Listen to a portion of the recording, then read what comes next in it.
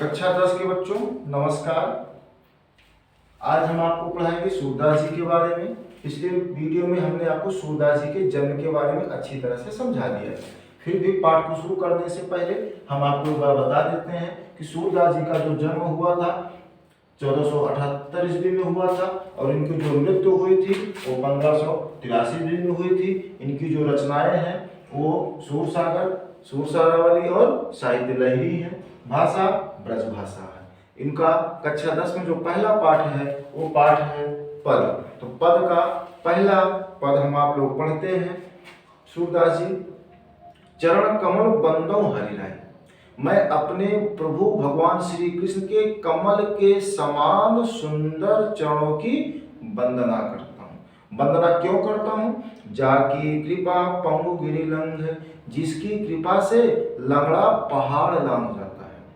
जब भगवान श्री कृष्ण की कृपा होती है तो लंगड़ा भी पहाड़ लांघ जाता है। अंधे को सब कुछ दर्शाई, और जो अंधा होता है उसको सब कुछ दिखाई पड़ने लगता है। बहिरो सुने, जो बहिर लोग होते हैं वो सुनने लगते हैं। गूंग पुनि बोले, और जो गूंगे होते हैं वो फिर से बोलने लगते हैं। रंग चले सिर छत्र धराई, और जो गरीब होते हैं उनकी कृपा से उनके सिर पे सोने का मुकुट रख उठता है और वो सैकड़ों वर्ष तक ईश्वर की कृपा से, प्रभु की कृपा से राजा बनकर इस पृथ्वी पे राज करते हैं। सूरदास स्वामी करुणामय, सूरदास जी कहते हैं मेरे प्रभु दुखों को दूर करने वाले संसार के सबसे बड़े स्वामी हैं, इसीलिए मैं बार बार उनके चरणों की वंदना करना चाहता हूँ।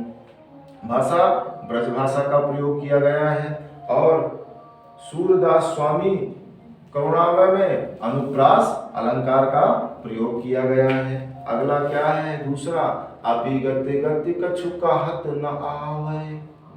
कबीरदास की तरह सूरदास जी भी कह रहे हैं, अपने प्रभु की बड़ाई करते हुए सूरदास जी कह रहे हैं, अभिगत, मैं भगवान श्री कृष्ण की शक्तियों के बारे में जितना कहूँ उतना ही कम है। अर्थात मेरे प्रभु श्री कृष्ण की बड़ाई करने के लिए मेरे पास शब्द नहीं है। उसी तरह से मैं हो गया हूँ जैसे जो गूंगे मीठे फल को, जैसे गूंगा व्यक्ति होता है मीठे फल को खाता है और मीठे फल को खाने के बाद उसके रस को चूस लेता है और उस रस के भाव को अपने अंदर ही महसूस करता है।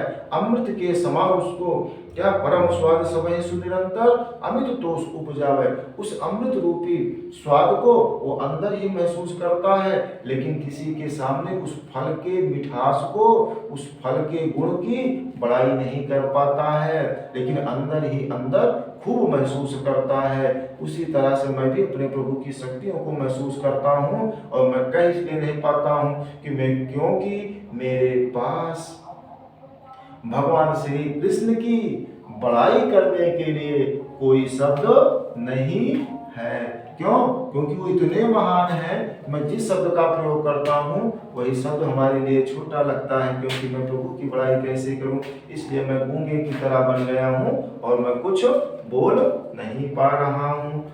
आगे, जो मन वाणी को अगम अगोचर जो जाने सो पावे, जो मन से, वाणी से, ज्ञानेंद्रियों से, अगम माने ज्ञानेंद्रियों, गोचर माने कर्मेंद्रियों से जानने का प्रयास करता है, वही मेरे प्रभु को प्राप्त कर सकता है और मेरे प्रभु को कोई प्राप्त नहीं कर सकता।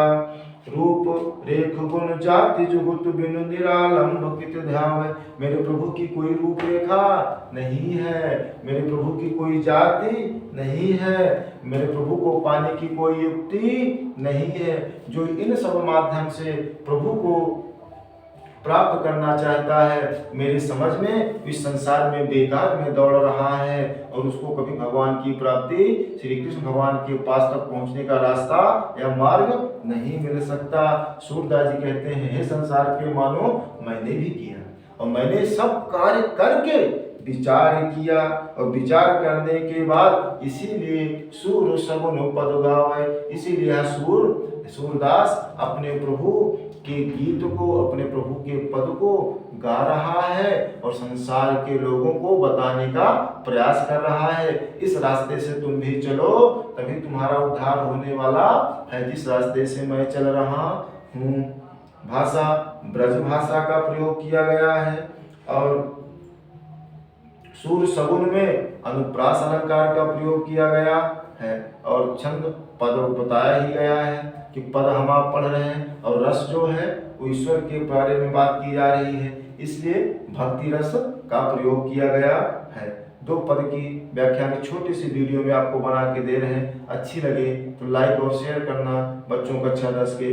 जय हिंद, जय भारत।